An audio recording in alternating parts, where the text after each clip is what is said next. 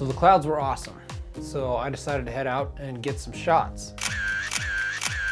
It was one of those days where half of the sky was dark and half of the sky was bright and sunny, which I think just looks awesome because you've got the sun bright and clear on one side of the sky and all these clouds on the other side that are really illuminated by the sun.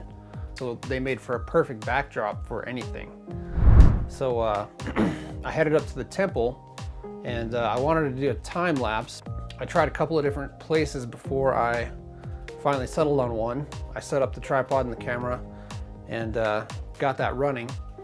And then I pulled out my Steadicam to see what I could do while that time lapse was filming. So this is where the amateur hour really came in.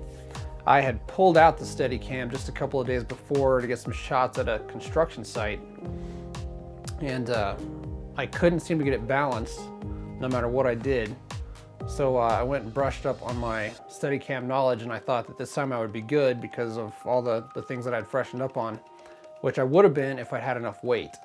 I realized after a bit that I had not brought enough weight with me to balance out this heavy wide lens that I was using, my Tokina 11-16. So to compensate for that, I got creative and decided to use my keys and my phone to add more weight and make up for the difference, which would have worked great, except the phone kept falling off, so it would work for short periods of time. I'd lose the phone, so I was able to get some stuff, but it definitely wasn't a permanent solution. So after messing around and trying to make that work for 10 to 15 minutes, I headed back down to the other camera, eventually packed up and left to see if I could put anything together from this amateur excursion.